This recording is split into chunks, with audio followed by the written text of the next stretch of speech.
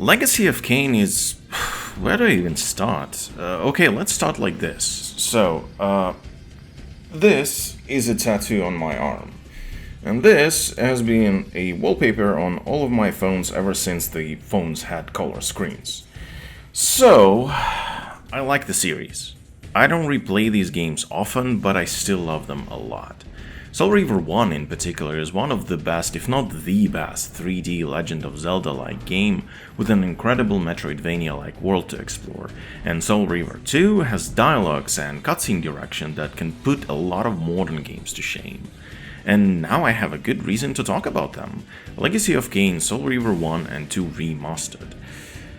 This is a bittersweet release, and I will be focusing mostly on this release itself, so if you want more details on the games, you can read my written review that is, as usual, linked in the description.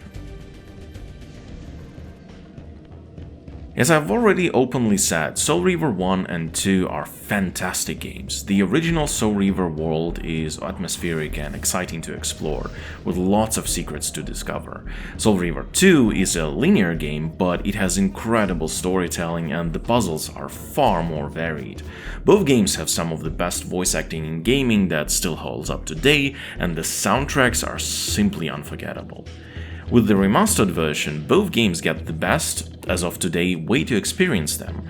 Original Soul Reaver has a few wonderful quality of life updates for its controls and retains the fully dynamic soundtrack of the original PlayStation release, unlike the old PC port.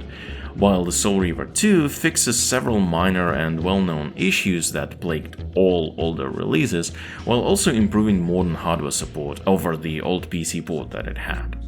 Unlike Tomb Raider 1 through 3 Remastered, the updated textures and models are also a perfect fit, which is unsurprising given that a lot of the best work in this collection was made by fans of the series. And as a fan myself, I was especially happy to see the cut levels of Soul Reaver 1 to be included and playable, while also had a lot of fun watching the behind-the-scenes voice actor recording sessions for Soul Reaver 2. Although the general organization and presentation of things in this collection is messy, there's a big contrast between the love and care you can feel in most details of the collection and complete indifference in how all of it is put together, as if someone was contracted to do a job they didn't really care about, so they did as little as they could just to get it done. Though, truth be told, since I'm speaking about minor frustrations, the games themselves are far from perfect either. Both have messy combat and you often wish to avoid it, especially in the second game. The first title relies on block-pushing puzzles a bit too much and it may get repetitive, while the second game is disappointingly linear and short. It has no real exploration or optional things to find, and most of the time in that game is spent inside puzzle dungeons and cutscenes. That said, nothing about the original games is straight up bad, but the remaster versions introduce some pretty terrible issues. For one, just like with the Tomb Raider remaster, you get no video settings, which is inexcusable. Before the first update this collection had, there were some serious issues because of that, as Soul Reaver could get very dark because it added a feature that was cut from the original release. Same update also slightly improved how Soul Reaver 2 works in widescreen. You might have noticed the stretched health spiral in my footage of the game, but this no longer happens when playing at 1440p. That said, it still has visual issues and some of the visual effects from the PlayStation 2 version of the game are missing, as they did in the old PC port. The general lack of quality control is especially dangerous for the critical bug for how data streaming in Soul Reaver 1 occasionally breaks. Sometimes it's just distracting, as you catch glimpses of unloaded parts of the level, but at worst, you may enter an area that has not fully loaded. If a critical element of the level falls through the floor, that can prevent you from finishing the game.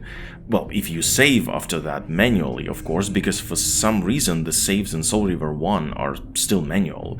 That makes sense for the save system of the sequel, but it's weird how there's no autosave or even a prompt to save when exiting the first game. Oh, and of Of course, Asper has yet again decided to support Russian war crimes by contracting the tax-paying citizen from Russia for this project.